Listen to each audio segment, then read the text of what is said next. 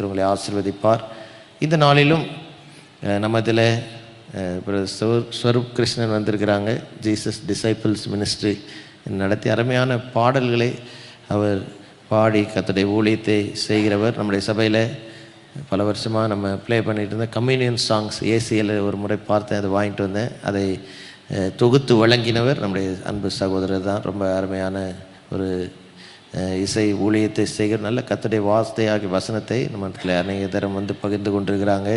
இன்றைக்கும் அவர்கள் நம்மத்தில் இருப்பது மிகுந்த மகிழ்ச்சி. கரங்களை தட்டி உள்ள அன்போடு வரவேற்போம். கர்த்தருடைய வார்த்தையாகிய வசனத்தை பகிர்ந்து கொடுக்கும்.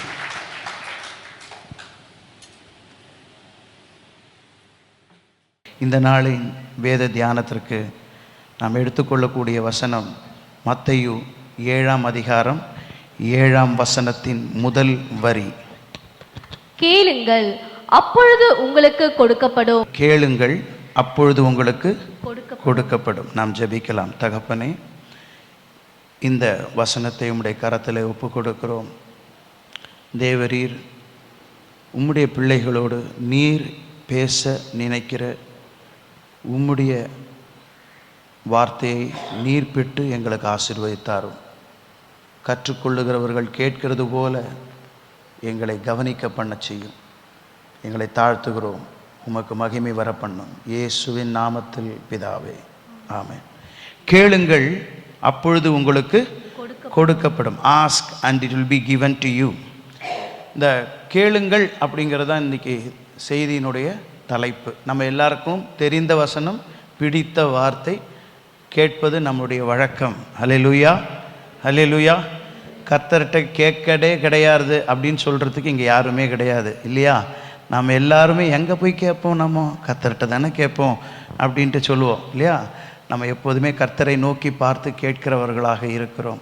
ஆனால் கர்த்தர் சொல்லுகிறார், கேளுங்கள் அப்பொழுது உங்களுக்கு கொடுக்கப்படும் அப்படின்னு சொல்லியிருக்கு.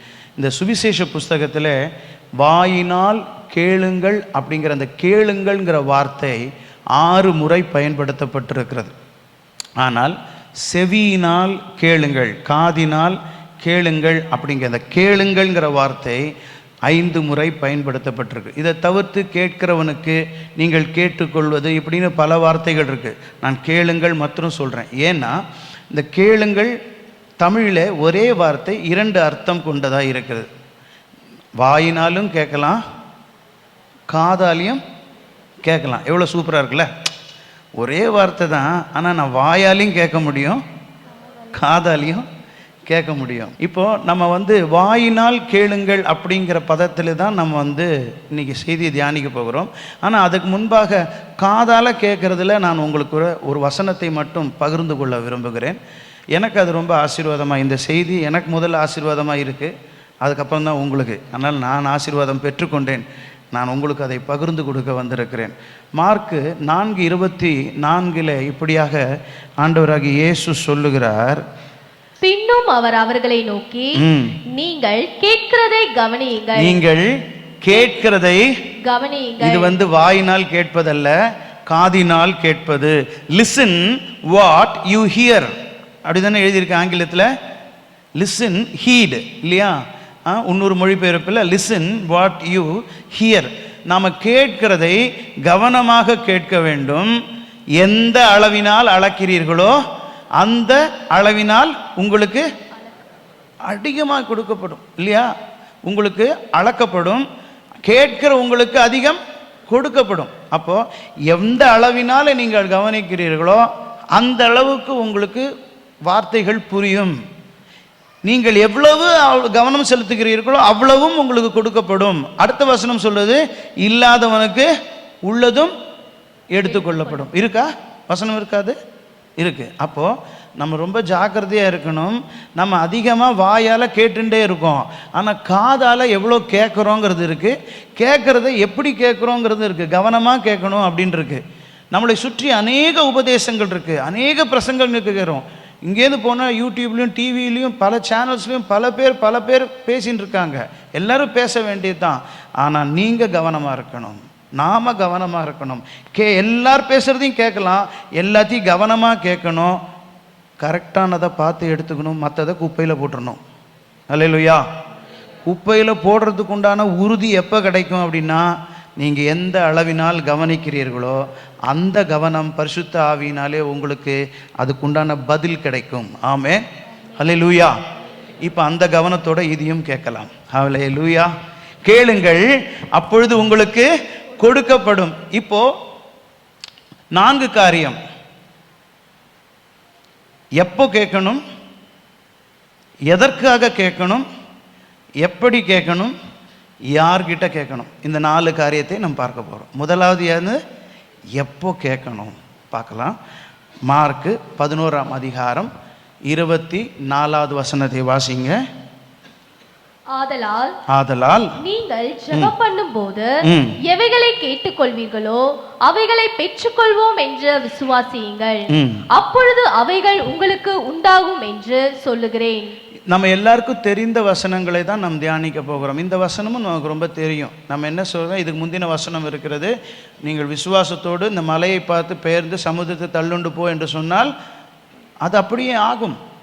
அப்படியே நீங்கள் ஜெபம் பண்ணும்பொழுது எவைகளை கேட்டுக்கொள்வீர்களோ அவர்களை பெற்றுக்கொள்வோம் என்று விசுவாசியுங்கள், அப்பொழுது அவைகள் உங்களுக்கு உண்டாகும். வாட் அ வண்டர்ஃபுல் ப்ராமிஸ் நமக்கு இருக்கு இல்லையா? ஆனால் அதில் கர்த்தர் ஒரு சூட்சுமத்தை வைத்திருக்கிறார். என்ன சொல்லியிருக்கிறார்? ஜெபம் பண்ணும்போது நீங்கள் எவைகளை கேட்டுக்கொள்வீர்களோ. ஜெபம்னா என்ன? எனக்கு முதல் சர்வீஸில் சொன்னேன், கேட்டால் பதில் சொல்லுங்கன்ட்டு. அதே தான் உங்களுக்கும் சொல்கிறேன். திருச்சபை ஆராதிக்கிற கூடம் மாத்திரமல்ல, இது ஒரு பள்ளிக்கூடம். மாணவர்கள் நாம் தேவ சமூகத்தில் கேட்ட கேள்விக்கும் பதில் சொல்லணும், தெரியலனாலும் எழுந்து நின்று கேள்வி கேட்கணும். நம்ம பசங்க ஸ்கூலுக்கு போனால் தெரியலன்னா டீச்சர்கிட்ட போய் கேளுங்கிறோம்ல, நாமும் கேட்கணும், அப்போ தான் கவனிக்க முடியும். சரி, ஜெபம்னா என்ன? கர்த்தரிடத்தில் பேசுவது. அப்போ கேட்கறதுனா என்னது? அதுவும் கர்த்தர்கிட்ட பேசுறது. அப்போ ஜெபம்னா என்ன? இங்கே வசனம் என்ன சொல்றதுன்னா, ஆதலால் நீங்கள் ஜெபம் பண்ணும்போது எவைகளை கேட்டுக்கொள்வீர்களோ. அப்போ கேட்டுக்கொள்வது என்பது தனியாக இருக்குது, ஜெபம்னா தனியாக இருக்குது. ஆனால் நமக்கு ஜெபம்னாலே கேட்பது, இல்லைன்னா கேட்கறதுக்காகவே ஜெபம் பண்ணுறோம். இப்படி தான் நம்மளுடைய ஜென்ரல் சினாரியோவே இருக்குது. ஆனால் இங்கே என்ன சொல்லியிருக்கு? Ask while you pray. இப்போது உங்கள் வீட்டு பிள்ளைகிட்ட சொல்கிறீங்க, பிள்ளை வேலைக்கு போகிறான், ஏய் வேலைக்கு போகிற வழியில் ரேஷன் கடை திறந்துருக்கான்னு பார்த்து எனக்கு சொல்லுன்னு சொல்கிறோம். இல்லை வேலைக்கு போகிற வழியில் அண்ணாச்சி கடையில் இந்த 1000 ரூபாயை கொடுத்துட்டு போன்னு சொல்கிறோம். இல்லை வேலைக்கு போகிற வழியில் ஈபி கட்டிட்டு போன்னு சொல்கிறோம். இப்போ பையன் வேலைக்கு போகிறானா ஈபி கட்ட போகிறானா? சொல்லுங்க. அப்போ வேலைக்கு போகிறதுங்கிறது வேற, ஈபி கட்டுறது பில்லு கட்டுறதுங்கிறது வேற தானே. அப்போ ஜெபம் பண்ணுறதுங்கிறது வேற, ஜெபங்கிறது வேற, கேட்குறதுங்கிறது வேற தானே. ஆனால் ரெண்டுத்தையும் ஒன்றாவே பண்ணிட்டு இருக்கோம் தெரியுமா? நம்ம ஒன்றா பண்ணல, ஒன்று தான் பண்ணுறோம். ஜெபம் பண்ணுறது கிடையாது, நம்ம கேட்டுக்கிட்டே இருக்கோம். ஜெபம் பண்ணுறது கிடையாது. ஏன்னா நமக்கு ஜெபம்னாலே கேட்குறதுன்னு தான் அர்த்தம். 4 ஸ்தோத்திரம், ஒரு பாட்டு, அதுக்கப்புறம் லிஸ்ட்டு, அப்படி தான் போயின்னு இருக்கு. யதார்த்தமாக நான் பேசிக்கொண்டு இருக்கிறேன் இல்லையா? இல்லைன்னா யாராவது மறுப்பு தெரிவிக்கலாம். கண்டிப்பாக நான் அப்படி பண்ணுறதே இல்லை, நான் கர்த்தர்கிட்ட கேட்குறதே கிடையாதுன்னு சொல்லலாம். அப்படி யாருமே கிடையாது இல்லையா? அப்போது கர்த்தர் இங்கே சொல்லுகிறார், நீங்கள் ஜெபம் பண்ணும்போது. அப்போ ஜெபம்னா என்னன்னா, அ வாக் வித் லார்ட். கர்த்தரோடு நாம் நடக்கிற நடை, கர்த்தரோடு நாம் செலவு பண்ணுகிற நேரம். நீங்கள் அமர்ந்திருந்து நானே தேவன் என்று அறியுங்கள். அப்போ என்ன அர்த்தம்? பேசக்கூடாது. ஜெபம் பண்ணும்போது என்ன பண்ணக்கூடாது? தேவ சமூகத்திலே அமைதியாக இருக்கணும். தேவ வசனத்திலே நாம் நிறைந்திருக்க வேண்டும். தேவ சமூகத்திலே நாம் இளைப்பாரி கொண்டு இருக்க வேண்டும். தேவன் பேசுவார், நாம் கேட்கலாம். அவர் பேசுகிற வரைக்கும் நம்ம காத்திருக்க வேண்டும். ஹல்லேலூயா. கர்த்தருக்காக காத்திருப்பதும், கர்த்தரோடு அமர்ந்திருப்பதும், கர்த்தர் பேச கேட்பதும் தான் ஜெபம். இது 3 முடிஞ்ச பிறகு கர்த்தர் சொல்வார், இப்போ 1 டர்ன், உனக்கு என்ன வேணும் கேளு அப்படிங்கிறது நாம் கேட்பதற்கான ஒரு ஆப்பர்ச்சுனிட்டி. ஜெபம் அப்படிங்கிற வேளையில் கர்த்தர்கிட்டக்க நாம் கேட்பதற்கு அவர் நமக்கு வாய்ப்பளிப்பார். அப்பொழுது கேட்க வேண்டும். அதான் வசனம் சொல்லுகிறது, நீங்கள் ஜெபம் பண்ணும்போது எவைகளை கேட்டுக்கொள்வீர்களோ. அப்போ இது ஒரு தனி ப்ரோக்ராம் நடக்கிறது. இதை பண்ணும் பொழுது கர்த்தர் எனக்கு ஒரு opportunity, he is giving me an opportunity to ask whatever is my need.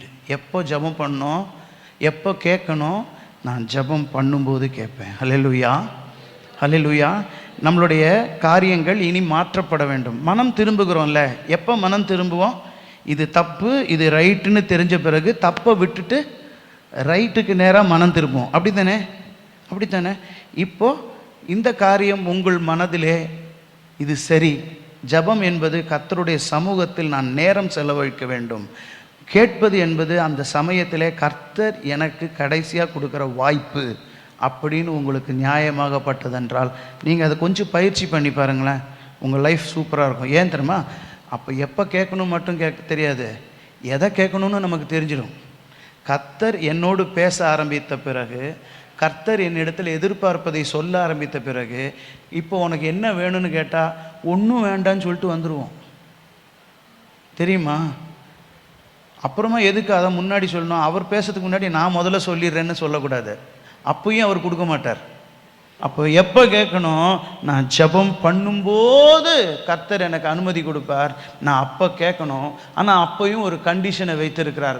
அந்த மார்க் 11ஆம் அதிகாரம் 25வது வசனத்தில் இப்படியாக இருக்கு, நீங்கள் நின்று ஜெபம் பண்ணும்போது எவன் பேரிலாகிலும் யாதொரு குறை உங்களுக்கு உண்டாயிருக்குமானால் பரலோகத்தில் இருக்கிற உங்கள் பிதா உங்கள் தப்பிதங்களை உங்களுக்கு மன்னிக்கும்படி அந்த குறையை அவனுக்கு மன்னியுங்கள். இப்ப பாருங்க, அவரோடு ஜெபிக்கிற அந்த நேரம், தனிப்பட்ட அந்தரங்க நேரம், உறவாடுகிற அந்த நேரத்தில் நானும் கர்த்தரிடத்தில் என் ஆசை விருப்பங்களை சொல்லுவதற்கான ஒரு நேரத்தை அவர் எனக்கு வாய்ப்பளிக்கிறார். இது ரெண்டும் நடக்கணுமானா அவர் ஒரு கண்டிஷன் சொல்றார், நான் உனக்கு அப்பா, நீ எனக்கு பிள்ளை இல்லையா? அப்போ நீ என்கிட்டக்க வந்து பேச வரும் பொழுதே உனக்கு யாதொருவன் மேலே வருத்தமோ பகையோ குறையோ கோபமோ ஏதாவது இருந்ததுன்னா ஒன்று நினச்சிக்கோ, அவன் மேலே உனக்கு கோபம் இருக்கா? உன் மேலே எனக்கு கோபம் இருக்கு. அவன் மேலே உனக்கு குறை இருக்கா? உன் மேலே எனக்கு குறை இருக்கு. அவன் பர்ஃபெக்ட் இல்லை, நீயும் பர்ஃபெக்ட் கிடையாது.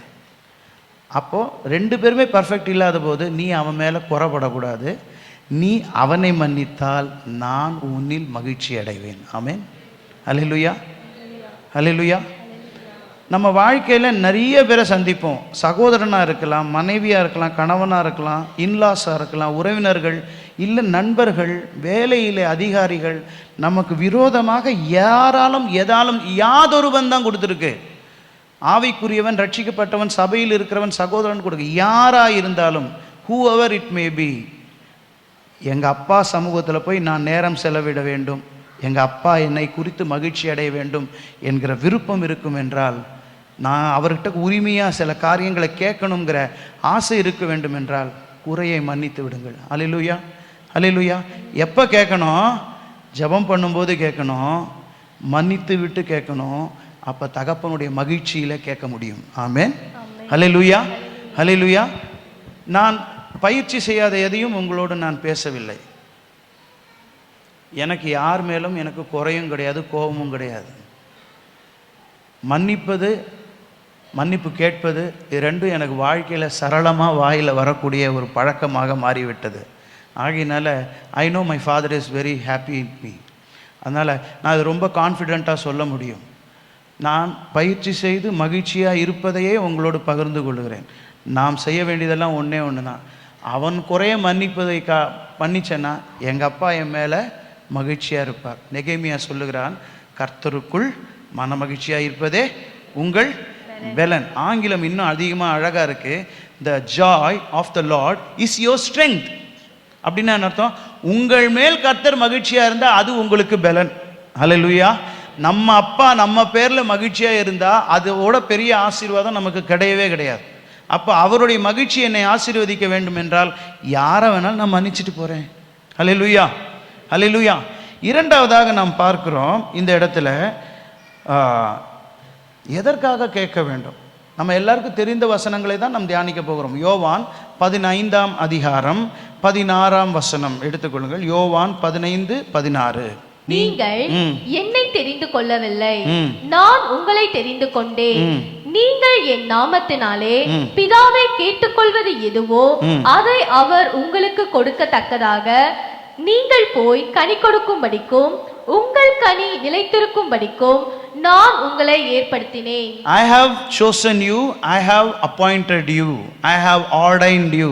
நீங்கள் என்னை தெரிந்து கொள்ளவில்லை, நான் தெரிந்து கொண்டேன், நான் ஏற்படுத்தினேன். எஜமானனாகிய இயேசு சொல்லுகிறார், குருவாகிய இயேசு சொல்லுகிறார், என் பிதா திராட்சை தோட்டக்காரர், நான் திராட்சை செடி. இப்போ நான் உங்களை தெரிந்து கொண்டிருக்கிறேன். எதற்காக தெரிந்து கொண்டிருக்கிறேன்? இந்த திராட்சை செடியில் இணைந்து கொண்டு தோட்டக்காரருடைய ஜீவனாலே அவர் செய்கிற இந்த ஸ்தாபிக்கிற இந்த திராட்சை செடிக்கு திராட்சை கனிகளை நீங்கள் சுமக்க வேண்டும். ஹல்லேலூயா, ஹல்லேலூயா. இது என்ன பிரதர் தெரியாதா? கனி கொடுக்கிற வாழ்க்கை தானே அப்படிங்கிற. கனி கொடுக்கிற வாழ்க்கை அப்படி கிடையாது. இந்த இடத்துல நமக்கு கொடுக்கப்பட்டிருக்கிறது ஒன்று, நம்மை கர்த்தர் தெரிந்து கொண்டிருக்கிறார். என்னைக்கும் நாம கர்த்தரை தெரிந்து கொள்ளவே இல்லை. நான் இயேசுவை தெரிந்து கொள்ளவில்லை. எனக்கு இயேசுவை பிடிக்கவே பிடிக்காது, கிறிஸ்தவர்களை பிடிக்கவே பிடிக்காது. எவ்வளவு பிடிக்காதுன்னா அவ்வளவும் பிடிக்காது, அவ்வளவும் பிடிக்காது. எனக்கு இருக்கிற கிறிஸ்தவ நண்பர்களோடெல்லாம் நான் சண்டை தான் போட்டிருக்கேன் தவிர்த்து யாரோடையும் சமாதானமாக இருந்ததே கிடையாது. அப்போது இயேசுவையும் பிடிக்காது, கிறிஸ்தவத்தையும் பிடிக்காது, கிறிஸ்தவர்களையும் பிடிக்காதுங்கிற என்னிடத்தில் நான் போய் இயேசுவை ஏற்றுக்கொள்ள முடியுமா? இயேசு தான் என்னை ஏற்றுக்கொண்டார். எப்படி ஏற்றுக்கொண்டார்? எங்கள் வீட்டில் இருந்த 4 பேரையும் ஒரே நாளில் ஏற்றுக்கொண்டார். ஹல்லேலூயா. ஒரே நாளில் தெரிந்து கொண்டார், ஒரே நாளில் ஏற்றுக்கொண்டார், ஒரே நாளில் ஏற்படுத்தினார். ஒரே இரவு தான். யாரால முடியும்? என்னால் முடியாது, என்னால் ஏற்றுக்கொள்ளவே முடியாது. அவர்தான் என்னை தெரிந்து கொண்டார். உங்களிலே நம்மிலே ஒவ்வொருவரையும் அவர்தான் தெரிந்து கொள்ள முடியும். கிறிஸ்தவ குடும்பத்தில் பிறந்து வளர்ந்துட்டதுனால இயேசு ஒன்றும் குலதெய்வமாக ஆகிட போகிறது கிடையாது. அப்படி நினச்சா அது நம்ம வாழ்க்கையை ஏமாற்றதான் போகிறது. இயேசு தான் ஒருவரை தெரிந்து கொள்ள முடியும். இயேசு நம்மை தெரிந்து கொண்டு நம்மை ஏற்படுத்தினதுக்கு ஒரே ஒரு காரணம் இருக்கு. நீ கனி கொடு. கனி கொடுக்கறதில்ல, கனி நிலைத்திருக்கணும். ஹல்லேலூயா. இன்றைக்கு கனி கொடுக்கிறோம், இன்றைக்கு நிலைத்திருக்கணும். நாளைக்கு கனி கொடுக்கணும், நாளைக்கும் அது நிலைத்திருக்கணும். நான் எந்த வேளையில் வேணாலும் வருவேன். மத்தேயு 24ஆம் அதிகாரத்தில் சொல்லுகிறார், நான் மனுஷகுமார் எந்த வேளையிலும் வருவேன். அப்பொழுது அப்படியே செய்கிற வேலைக்காரன் பாக்கியவான். ஹல்லேலூயா. அப்படியே செய்வதற்காக தான். எப்படியே செய்யணும்? கனி கொடுக்கணுமா? கனி கொடுக்கணும். நிலைத்திருக்கணுமா? நிலைத்திருக்கணும். அப்படியே செய். நீயா சொந்தமாக எதுவும் செய்யாத. திராட்சை செடியில் திராட்சை பழம் தான் கொடுக்கணும். நீயா மாடிஃபை பண்ணி வேற ஏதாவது ஆப்பிள் எதுவும் கொடுத்துடாத. உங்ககிட்ட நான் எதை எதிர்பார்க்கணும் அதை மட்டும் கொடு. ஹல்லேலூயா, ஹல்லேலூயா, ஹல்லேலூயா. நான் ஊழியத்திற்காக கர்த்தர் என்னை அழைத்திருக்கிறார். எனக்கு அந்த ஊழிய பாரம் ஏற்பட்ட போது காலம் சென்ற ஊழியர் சாது ஸ்டீஃபன் ஐயா கிட்ட போய் கேட்டேன், எங்கேயாவது தனியாக தூரமாக போயிட்டு ஜெபம் பண்ணணும், காத்திருக்கணும், கர்த்தருடைய சமூகத்தில் இருக்கணும் அப்படின்ன போது அவர் என்னை ஹரித்வாருக்கு போ, அங்கே ராய்வாலான்னு ஒரு கிராமம் இருக்குது, அங்கே போய் தங்கி இருந்து நீ ஜெபம் பண்ணணுன்ட்டு எனக்கு அங்கே ஒரு இடத்தையெல்லாம் காண்பித்து கொடுத்தார். நான் அங்கே போய் 1.5 மாதம் அந்த இடத்துல இருந்து கர்த்தருடைய சமூகத்தில் காத்திருந்து, கர்த்தர் எனக்கு ஒரு பெரிய லிஸ்ட்டு கொடுப்பார், விஷன் கொடுப்பார், ட்ரீம்ஸ் கொடுப்பார். அதெல்லாம் மெட்ராஸில் நான் படிப்படியாக பண்ணுவேன் அப்படின்லாம் நான் நினச்சி காத்திருக்கிறேன். ஏன்னா அது மாதிரி தான் நிறைய காரியங்கள் நான் கேள்விப்படுகிறேன், அந்த சமயத்தில் கேள்விப்பட்டேன். ஆனால் 1.5 மாதம் ஆகிடுது. இதோ நாளைக்கு எனக்கு ட்ரெயின் இருக்குது, இன்றைக்கு சாயந்தரம் கர்த்தர் சமூகத்திலும் காத்துட்டு இருக்கேன். கர்த்தர் ஒன்று சொன்னார், மெட்ராஸ்க்கு போ, நான் சொன்னதை மாத்திரம் செய். எப்படி? நான் சொன்னதை மாத்திரம் செய், நான் பார்த்துக்கிறேன். நான் சொல்லாதது எதையுமே செய்யாத. ஹல்லேலூயா, ஹல்லேலூயா. கர்த்தருடைய கிருபையினாலே ரட்சிக்கப்பட்டு 22 ஆண்டுகள் கடந்து ஊழியத்துக்கு 2008 வந்தேன். இம்மட்டும் சொல்லுகிறேன், கர்த்தருடைய வார்த்தை, கர்த்தர் எதை கொடுத்தாரோ, கர்த்தர் எனக்கு எதை கற்றுக் கொடுக்குறாரோ அதை மாத்திரமே, கர்த்தர் எங்கே போக சொல்லுகிறாரோ அங்கு மாத்திரமே என் ஊழியத்தை நிறைவேற்றி கொண்டிருக்கிறேன். ஆமென், ஹல்லேலூயா. கர்த்தர் திறந்த வாசலிலே நடப்பேன், கர்த்தர் மூடின வாசலிலே உட்கார்ந்துருப்பேன். இதுதான் என் வேலை. ஆமென், ஹல்லேலூயா. கர்த்தருக்காக எதையாகிலும் செய்வது ஊழியம் இல்லை, கர்த்தர் கேட்கறது அப்படியே செய்கிறது ஊழியம். ஹல்லேலூயா, ஹல்லேலூயா. அதை யாரும் இங்கே இருந்து தான் செய்யணும் இல்லை, நாம் அங்கே இருந்தும் செய்ய முடியும். கர்த்தர் கனி கொடுக்கிறார், கனி கொடுக்க சொல்லுகிறாரா, நான் கனி கொடுக்குறேன். அதை பாதுகாக்க சொல்கிறாரா, நான் பாதுகாக்கிறேன். ஆமென், ஹல்லேலூயா, ஹல்லேலூயா. ஒரு உதாரணத்தை நான் சொல்லுகிறேன். இதே மார்க் 11ஆம் அதிகாரம் வாசித்தோம் இல்லையா, அதுக்கு முந்தின வசனங்கள் எல்லாம் வாசித்தோம் என்றால், அவர் எருசலேமை சுற்றி பார்த்து பெத்தானியாவுக்கு போவார் மாலையில். அடுத்த நாள் காலையிலே எழுந்து பெத்தானியாவிலிருந்து எருசலேம் ஆலயத்துக்கு கிளம்பி வருவார். மார்க் 11ஆம் அதிகாரம் எடுத்து வாசியுங்கள். மார்க் 11ஆம் அதிகாரம் 12, 13 வசனம் வாசிங்க. மறுநாளிலே அவர்கள் பெத்தானியாவில் இருந்து புறப்பட்டு வருகையில் அவருக்கு பசி உண்டாயிற்று. வழியிலே அவருக்கு பசி உண்டாயிற்று. அப்பொழுது இலைகளுள்ள ஒரு அத்திமரத்தை தூரத்திலே கண்டு அதில் ஏதாகிலும் அகப்படுமோ என்று பார்க்க வந்தார்.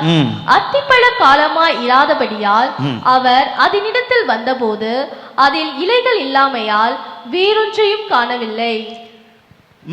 அப்பொழுது இயேசு அதை பார்த்து, இது முதல் ஒரு காலம் ஒருவனும் உன்னிடத்தில் கனியை புசியாதிருக்க கடவன் என்றார். இப்போ நீங்க முந்தின வசனத்தை பார்த்தீங்கன்னா 11ஆம் வசனம், அவர் எருசலேம் ஆலயத்தை சுற்றி பார்த்து மாலை ஆன பொழுது, சாயங்காலமான போது பெத்தானியாவுக்கு சென்றார். அடுத்த நாள் பெத்தானியாவிலேருந்து கிளம்பி எருசலேம் ஆலயத்துக்கு வருகிற வழியிலே அவருக்கு பசி உண்டாயிற்று.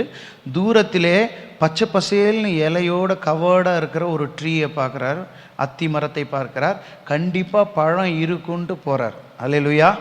நான் எப்போ வேணாலும் வருவேன், நான் வரும்போது அப்படியே செய்கிறவன் பாக்கியவான் இல்லையா. நான் வரும்பொழுது பச்சை பசேல் தான் இருந்து, யூனிஃபார்ம்லாம் பக்காவாக தான் இருக்குது, ஆனால் உள்ளே வந்து பார்த்தா பழத்தை காணும். அல்லேலூயா, அல்லேலூயா. அப்போது நான் வந்தால் எனக்கு பிரயோஜனமாக இல்லை, நீ இனிமேல் யாருக்குமே பிரயோஜனமாக இருக்க மாட்டேன். நல்லா கவனிங்க. எதற்காக கேட்கணும்னா, நான் பிரயோஜனமாக இருப்பதற்காக கேட்கணும். நீங்கள் போய் கனி கொடுக்க, கனி நிலைத்திருக்க, உனக்கு என்ன வேணுமோ கேள், நான் தரேங்கிறார்.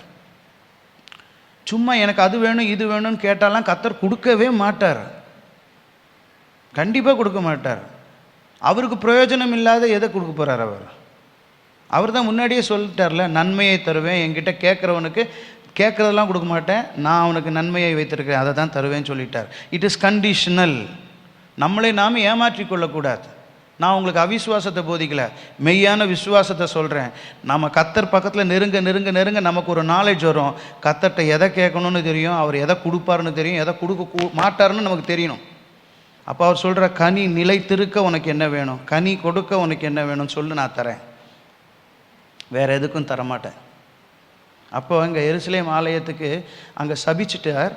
எருசலேம் ஆலயத்துக்கு வந்த உடனே அங்கே என்ன பண்ணுகிறார், புறா விற்கிறவர்களுடைய மேஜையை தகர்த்து போடுகிறார், காசுக்காரருடைய மேஜையை தகர்த்து போடுகிறார், எல்லாரையும் சாட்டையால் அடித்து துரத்துகிறார். என்ன சொல்கிறார், இது என் தகப்பனுடைய வீடு, இது ஜெப வீடு, இதை நீங்கள் கள்ளர் குகையாக்கினீர்கள். இந்த ஆலயத்தில் கர்த்தருடைய வார்த்தை பஞ்சயமாக இருக்கக்கூடாது. ஊர் உலகத்தில் கர்த்தருடைய வார்த்தைக்கு பஞ்சம் இருக்குது, எருசலேமில் கர்த்தருடைய வார்த்தைக்கு பஞ்சம் இருக்கக்கூடாது. ஊர் உலகத்துலலாம் அத்திப்பழத்துக்கு சீசன் இல்லாமல் இருக்கலாம், ஆனால் பெத்தானியாவிலே அத்திப்பழ பட்டணத்திலே பழம் இருக்கணும். அல்லேலூயா, அல்லேலூயா. ஊர் உலகத்தில் எவ்வளோ பஞ்சம் வேணா இருக்கலாம், ஆனால் நான் கனி கொடுக்கணும். ஆமென். அதைத்தான் ஈசாக்கு கிட்ட சொல்கிறார், அவன் எகிப்துக்கு ஓடி போகிறான்னு உங்கள் அப்பா மாதிரி ஓடி போயிடாத, நான் வச்ச இடத்துல இரு, நீ ஒரு விதை விதைச்சா. அல்லேலூயா, அல்லேலூயா, அல்லேலூயா. கர்த்தர் அதை செய்வார். நாம் செய்ய வேண்டியதில் என்னென்னா, அவர் என்னை தெரிந்து கொண்டார், அவர் என்னை ஏற்படுத்தி இருக்கிறார், நான் சொன்னதை செய்வேன். ஆமென், ஆமென், அல்லேலூயா. சரி, அடுத்ததாக நாம் பார்க்கிறோம், மூன்றாவதாக எப்படி கேட்க வேண்டும். இப்போ எதற்காக கேட்க வேண்டும், இப்போ எப்படி கேட்க வேண்டும். யோவான் 14ஆம் அதிகாரம் 13ஆம் வசனம். யோவான் 14:13. நீங்கள் என் நாமத்தினாலே எதை கேட்பீர்களோ குமாரனில் பிதா மகிமைப்படும்படியாக அதை செய்வேன். எப்படி கேட்க வேண்டும், குமாரனில் பிதா மகிமைப்படும்படியாக கேட்க வேண்டும். அல்லேலூயா, அல்லேலூயா. எப்படி கேட்க வேண்டும், குமாரனில் பிதா மகிமைப்படும்படியாக. மகிமைப்படும்படியான அர்த்தம், குமாரனில் பிதா பெருமை அடையும்படியாக. நான் எதையாவது கேட்டேன்னா எங்கள் அப்பாவுக்கு பெருமை சேர்க்கிறதா இருக்கணும், மகிமை உயர்த்துகிறதா இருக்கணும், இல்லைன்னா என்னை கண்டு மகிழ்ச்சி அடைகிறதா இருக்கணும். இங்கே குமாரன்கிறது இயேசுவை குறித்து பேசவில்லை, இயேசு நம்மை குறித்து பேசுகிறார். என் நாமத்தினாலே நீங்கள் எதை கேட்பீர்களோ குமாரனில் குமாரத்தியில் பிதா மகிமைப்படும்படியாக. அல்லேலூயா, அல்லேலூயா, அல்லேலூயா. இது ஏன் இயேசு அதை சொல்லுகிறார் என்றால், நீங்கள் முந்தின வசனத்தை பாருங்கள், 12ஆம் வசனம். மெய்யாகவே மெய்யாகவே நான் உங்களுக்கு சொல்லுகிறேன், நான் என் பிதாவின் இடத்திற்கு போகிறபடியினால். வெயிட் பண்ணுங்க, எல்லாருக்கும் தெரியும் இயேசு பிதாவின் இடத்துல போய் உட்கார்ந்துருக்கிறார், அவர் சீக்கிரமாய் வரப்போகிறார். இப்போ நாம போகணுமா வேண்டாமா? நீங்கள்லாம் அமைதியாக இருக்கிறத பார்த்தா பரலோகத்தில் அமைதி ஏற்பட்ட மாதிரி இருக்கு. திருச்சபையே பரலோகத்துக்கு போவதற்காகத்தான் இங்கு இருக்கிறது. அல்லேலூயா, அல்லேலூயா. பரலோகம் போகணுமா வேண்டாமா? இது இந்த ஜெப கூட்டம்லாம் நடத்தும்போது பரலோகமே என் சொந்தமே தேவசாயலாக மாறி இந்த பாட்டெலாம் பாட மாட்டாங்க, அப்படித்தானே? அது என்ன சாவு பாட்டா? அது எவ்வளோ அழகான பாட்டு. நான் ரட்சிக்கப்பட்ட புதுசில் ஒரு ஊழியக்காரர், என்னுடைய நண்பர், அவருடைய திருமணம் ரிசப்ஷன் நடந்துட்டுருக்கு. நான் அப்போ ரிசப்ஷன் கிறிஸ்டியன் கச்சேரியெல்லாம் போய் பாடுவேன். நான் எதேச்சியாக ஏறி ஆனந்தமா இன்பக்கா நான் பாடிட்டேன். புதுசாக கல்யாணம் பண்ணவங்க அவங்க ஒய்ஃபுக்கு ரொம்ப வருத்தமாயிடுச்சு. ஆனால் இவர் என்ஜாய் பண்ணார். நல்லா கவனித்து கொள்ளுங்க, நம்மளுடைய விசுவாசமே எதில் அஸ்திவாரப்பட்டிருக்குன்னா, கர்த்தர் வரும்போதோ இல்லை நான் மரித்தாலோ பரலோகம் போக வேண்டும்ங்கிறதுல தான் இருக்குது. கொஞ்சம் சீரியஸாக ரியாலிட்டிக்குள்ளே வரணும். இந்த உலகம் நம்மில் கவர்ச்சியாய் காட்டியிருக்கிற மாயையான இடத்துல கற்பனையில் வாழக்கூடாது. கர்த்தர் வைத்திருக்கிற நிதர்சன உலகத்திற்குள் நாம் வாழ வேண்டும். திருச்சபையின் விசுவாசமே பரலோகத்துக்கு போய் சேர்ந்தாதான் ஆச்சு. அல்லேலூயா, அல்லேலூயா. அவர் சொல்லுகிறார், நான் பிதாவின் இடத்திற்கு போகிறபடியால். இப்ப நாமெல்லாம் போகணுமா வேண்டாமா? போகணுமா? சத்தமா?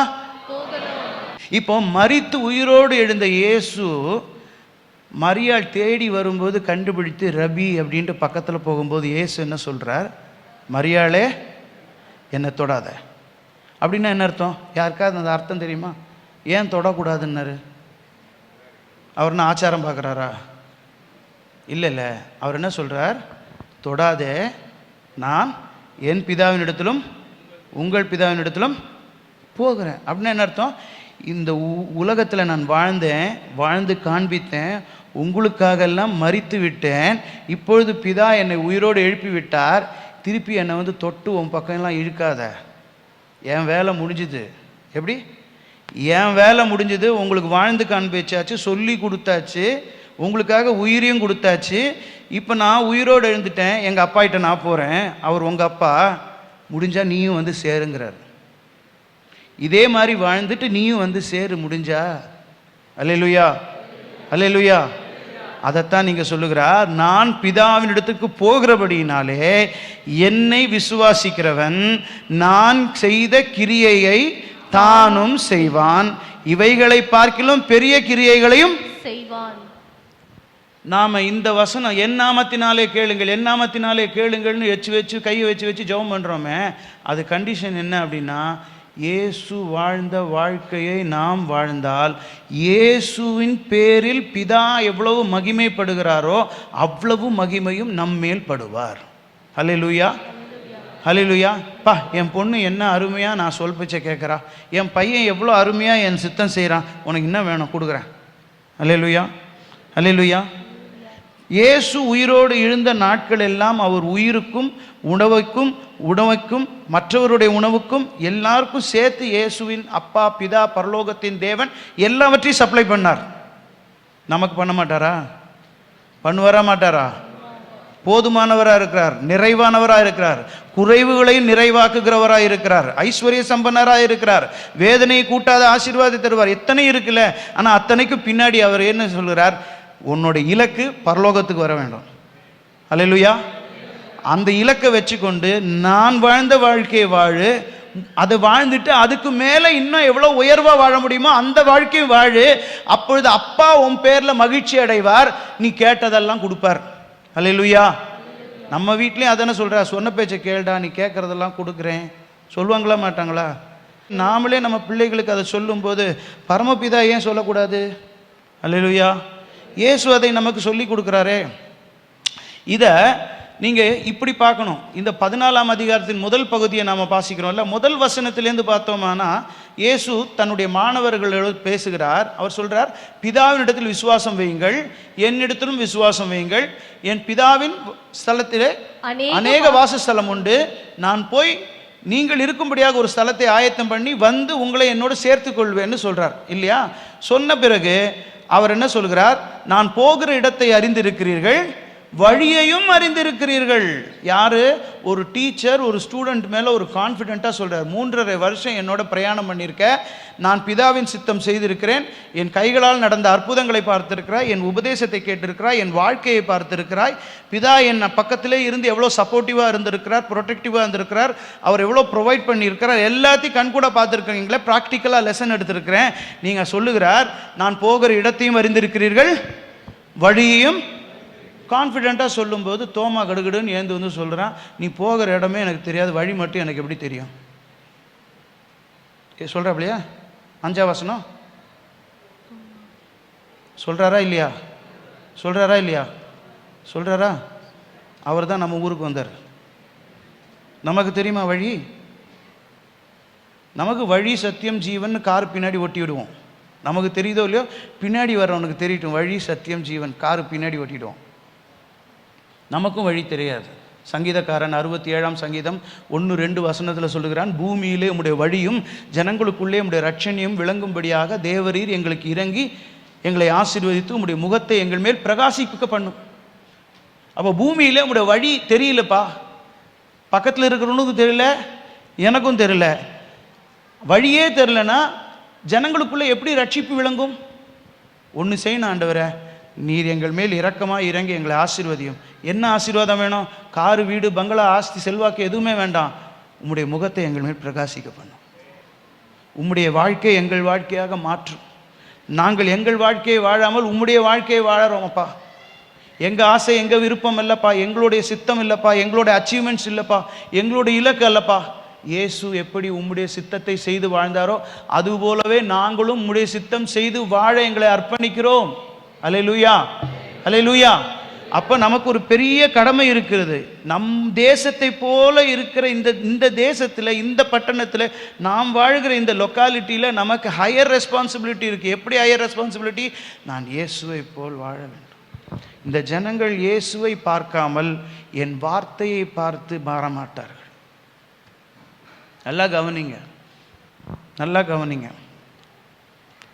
நம்ம நாடு போல் இருக்கிற டைவர்ஸ்டு கம்யூனிட்டிஸும் ஃபெய்த்ஸும் வேறு எங்கேயுமே கிடையாது. அதனால தான் நமக்கு ஹையர் ரெஸ்பான்சிபிலிட்டிஸ் இருக்குது, ஹையர் சேலஞ்சஸ் இருக்குது. நமக்கு நிறைய டாக்டிக்ஸ், ஸ்ட்ராட்டஜிஸ்லாம் வச்சுருக்கோம், எதுவுமே வேலைக்காகாது. ஒன்று தான் வேலைக்காகும், நான் செய்த கிரியைகளை நீங்களும் செய்யுங்கள். எப்போ செய்யுங்க?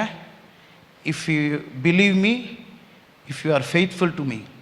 நீங்கள் என்னிடத்தில் நம்பிக்கை வைத்து என்னிடத்தில் உண்மை உள்ளவர்களாக இருப்பீர்கள் என்றால் நான் செய்த கிரியைகளை செய்யுங்கள். இதை சொன்ன பிறகு, தோமா கிட்டக்க சொன்ன பிறகு பிலிப்பு கிடுகிடுன்னு வந்து சொல்கிறார். பிலிப்பு கிட்டக்க இயேசு சொல்லுகிறார் 7ஆம் வசனத்தில், என்னை அறிந்தீர்களென்னால் என் பிதாவையும் அறிந்திருப்பீர்கள், இது முதற்கொண்டு நீங்கள் பிதாவை அறிந்தும் கண்டும் இருக்கிறீர்கள். பிலிப்பு குடுகுடுன்னு ஓடி வந்து எங்களுக்கு பிதாவை காட்டும், அது போதும் அப்படின்னு இயேசு ஒதுக்கிட்டார். பிதாவை காட்டும். இயேசு என்ன சொன்னார்? என்னை அறிந்தீர்களானால். இதெல்லாம் சொல்லும்போது தான் 11ஆவது வசனத்தில் இயேசு ரொம்ப வருத்தப்பட்டு சொல்லுகிறார், நான் பிதாவிலும் பிதா என்னிலும் இருக்கிறதை தயவுசெய்து நம்பு. ஓ, விசுவாசம்ங்கிற வார்த்தை வந்து என்னன்னா, விசுவாசம்னா என்ன சொல்லுவோம்? அது வசனம். விசுவாசம்னா என்ன? நம்பிக்கைனா என்ன? விசுவாசம். விசுவாசம்னா நான் அவருக்கு நம்பிக்கையாக இருக்கணும், அவர் எனக்கு நம்பிக்கையாக இருக்கிறார்.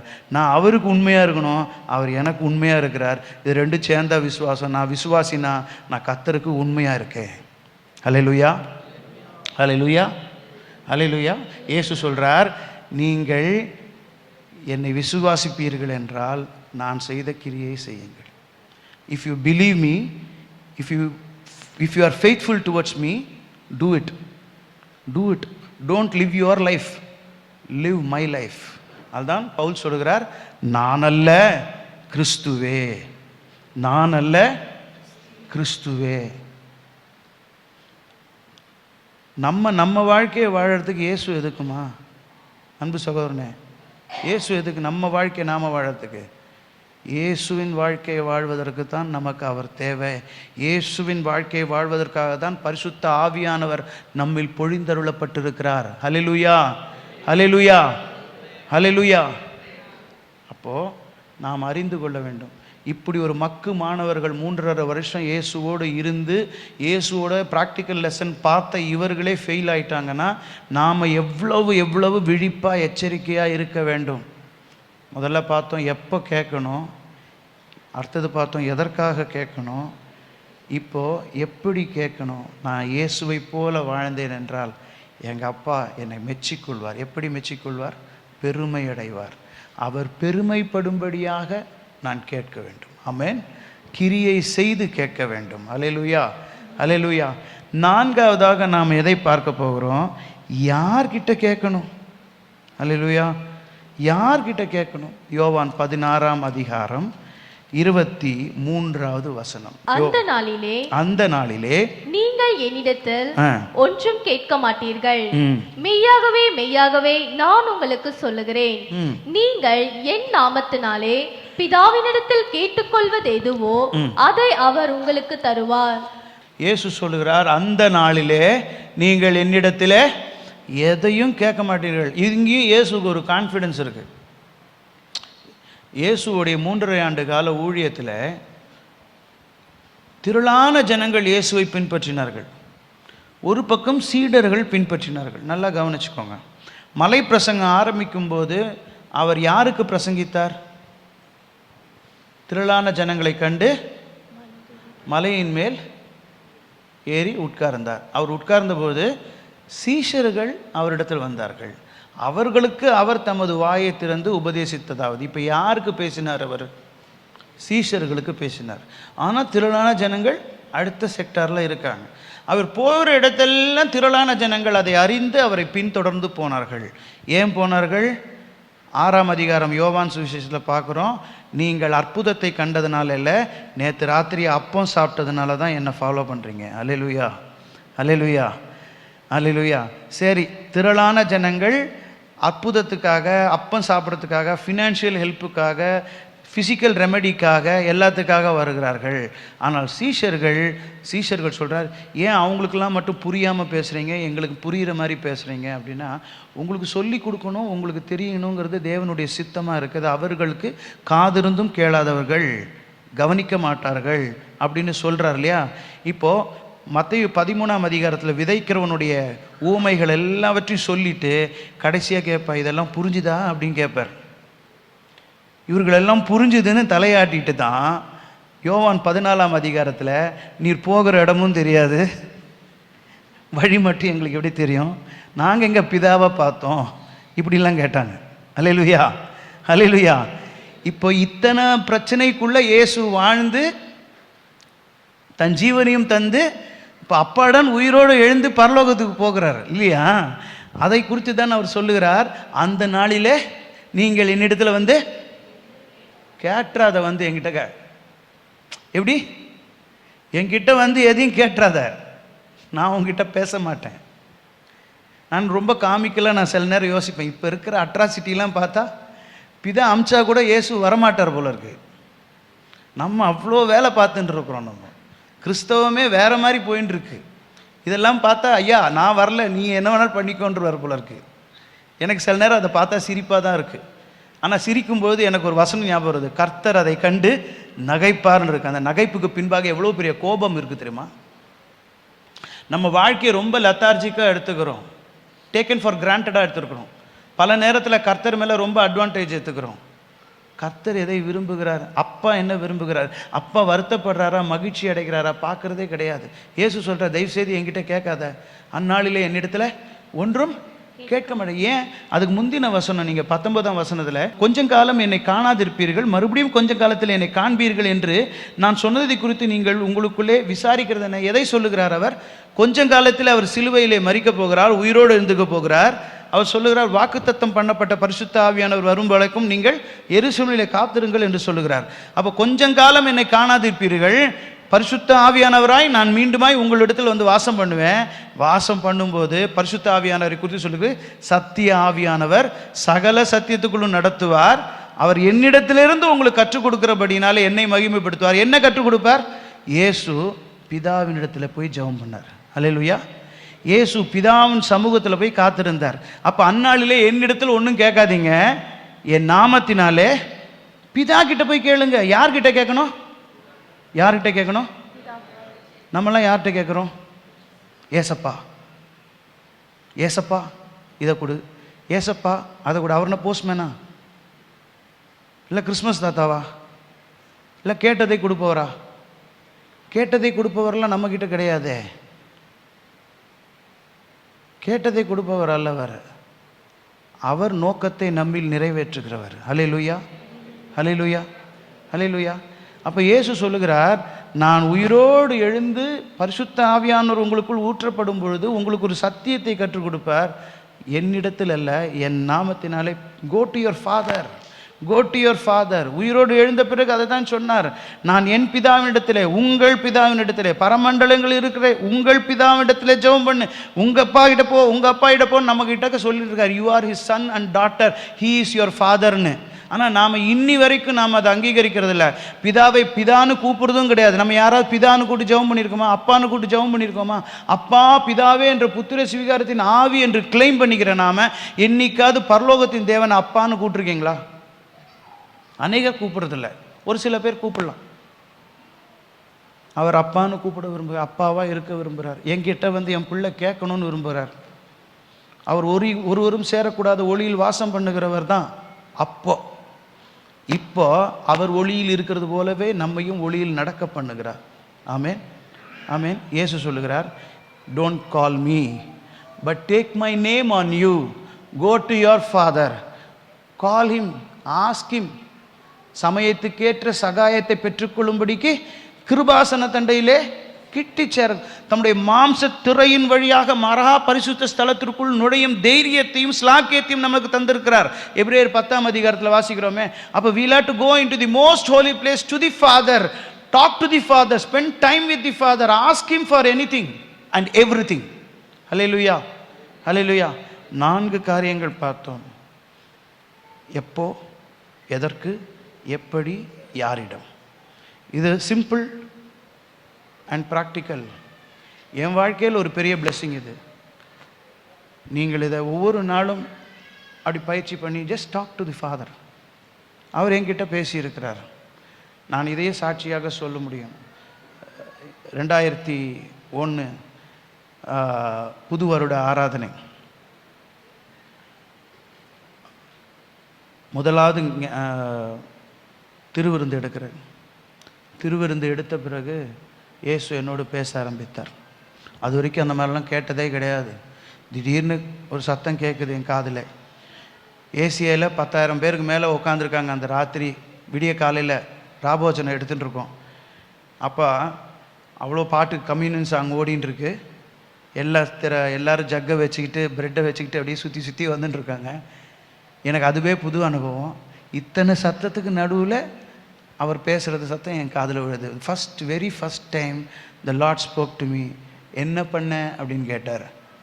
நான் பாருங்களேன், அந்த சத்தம் யாருன்னு ஆராய்ச்சி பண்ணாமல் நான் பதில் சொன்னேன். நான், நீர் எனக்காக பிட்க ஒப்பு கொடுத்த உடைய சரீரத்துக்கு ஒப்பான அப்பத்தை புசித்தேன், நீர் எனக்காக சிந்தின ரத்தத்துக்கு ஒப்பான திராட்சை ரசத்தை பானம் பண்ணேன். இயேசு சொன்னார், உன் உடம்புல யார் ரத்தம் ஓடுது அப்படின்னு கேட்டார். என் உடம்புல எங்கள் அப்பா ரத்தம் ஓடுது அப்படின்னு. உடனே திருப்பி அந்த கேள்வியை ரிப்பீட் பண்ணார். நான் திருப்பி அதே பதிலை சொன்னேன். அப்போ அவர் மாற்றி கேட்டார், என் உடம்புல யார் ரத்தம் ஓடித்து? யாரோட ஜீவன் என்னிலே இருந்ததுன்னு, பிதாவினுடைய ஜீவன், பிதாவினுடைய வாழ்க்கை தானே அப்படின்னு. இப்போ நீ என்னுடைய ரத்தத்தை தானே பானம் பண்ண அப்படின்னாரு. ஆமாம் அப்படின்னு. அப்போ என் உடம்புலையும் உன் உடம்புலையும் ஒரே ரத்தம் தானே ஓடுது அப்படின்னாரு. எனக்கும் உனக்கும் ஒரே அப்பா தெரியுமான்னார். அல்லேலூயா. அப்பொழுது சொன்னார், நான் உன் மூத்த சகோதரன், நீ என் சகோதரன் என்று சொன்னார். அது வரைக்கும் ரோமரில் 8, 28, 29, எபிரேயர் 2ஆம் அதிகாரம் 14, 16, 17 இந்த வசனங்கள் எதுவுமே எனக்கு தெரியும், பைபிளே வாசித்தது கிடையாது. அதுக்கப்புறம் வாசிக்கும் பொழுதும், oh Jesus is my elder brother, யாருமே ஒத்துக்க மாட்டேங்கிறாங்க. But 22 years I have enjoyed that life. எனக்கு தெரியும் கடைசி மூச்சு வரைக்கும் I will enjoy that life. Jesus as my elder brother, Jesus as my master, Jesus as my Lord. Hallelujah. இயேசுவே என் மூத்த சகோதரன், இயேசுவே என் எஜமானன், இயேசுவே என் ஆண்டவர், இயேசுவே என் குரு. அவருக்கு பல கேரக்டர்ஸ் இருக்குது, அதெல்லாம் நம்ம யூஸ் பண்ணிக்கணும். யூஸ் பண்ண அவர் சொல்கிறார், பிதா கிட்ட போ. ஹல்லேலூயா. பிதாவோட டைம் ஸ்பெண்ட் பண்ணு, உனக்கு பேச ஆப்பர்ச்சுனிட்டி கொடுப்பார். கனி கொடுத்து நிலைத்திருக்க பாதுகாப்பாக இரு, அதுக்கு என்ன தேவையோ தருவார். நான் வாழ்ந்த வாழ்க்கையை வாழ முடிஞ்ச அதோட சூப்பரான வாழ்க்கையை வாழ, அப்போ அவர் உன்னில் மகிழ்ச்சி அடைந்து கேட்பதை கொடுப்பார். இது எல்லாத்தையும் அவர்கிட்ட போய் கேளு. அல்லேலூயா.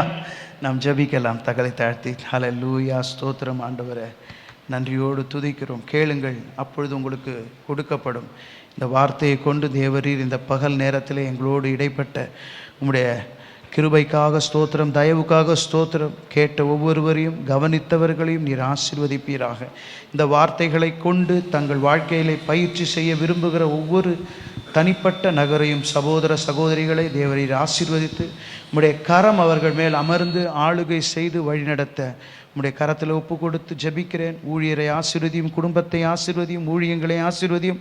உம்முடைய ஆளுகை திருச்சபையிலும் இந்த ஊழியத்திலும் இருந்து தேவரீர் உம்முடைய சித்தத்தின்படி இந்த கடைசி காலங்களிலே ஊழியத்தை நிறைவேற்ற, சபையிலே ஆண்டவரே உம்முடைய சித்தத்தை நிறைவேற்ற, அநேக ஜனங்களுக்கு சுடர்களாய் பிரகாசிக்கும் ஒரு லைட் ஹவுஸாக இந்த இடம் இருக்க தேவனே உம்முடைய சமூகத்தில் ஒப்பு கொடுத்து ஜெபிக்கிறேன். நீர் அப்படியே செய்ய போகிறதற்காக நன்றி. இயேசுவின் உன்னத நாமத்தில் தாழ்த்தி ஜெபிக்கிறோம் பிதாவே. ஆமென், ஆமென்.